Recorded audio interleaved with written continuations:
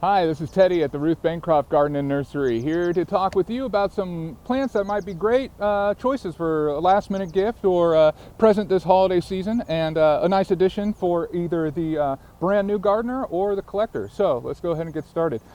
First plant I would recommend for a beginner or a child, someone who's never even gotten into plants before, but is interested and would like to try maybe a cactus for their first time. I'm a particular fan of cacti.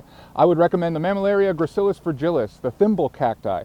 What's nice about this cactus is it is actually really safe and easy to handle. Most cacti you have to worry about the spines, but this one, as you can see, you can handle it, and it's not going to hurt you. It's not going to poke you. It has these nice crisscrossed spination that just, it's not going to bother you. And each one of these little pieces, as you can see, this already fell off.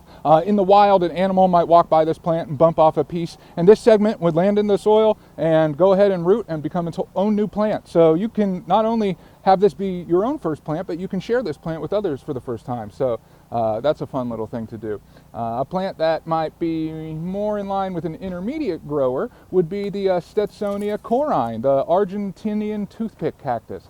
Now this cactus is a little bit more intimidating, clearly, first off because of the spine. So this one's a little bit scary to handle. You think like, ooh, how am I going to repot that or get that in the ground? But don't worry, it's not that bad.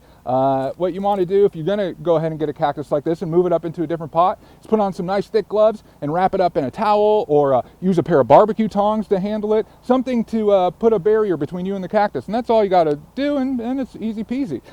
This cactus in the wild could get pretty large, about 30 feet tall, 10 to 15 feet wide, but in cultivation it'll probably stay smaller. It's a nice option for a pot or a centerpiece in your garden. Because of that beautiful blue color and those nice dramatic spines. So great cactus, the Stetsonia corine. And finally, the cactus for maybe a collector would be the Tephro-cactus articulatus, paper spines. This particular Tephro-cactus has a particularly gnarly, dinosaur-like phenotype. The look of it I just think is great. And this cactus as well will grow in segments like the Mammillaria gracilis fragilis, and each one of those segments, when they break off, you can go ahead and share that with your friends by planting it up in its own pot of soil. It'll set roots and become its whole new plant, and you can just share the plant love.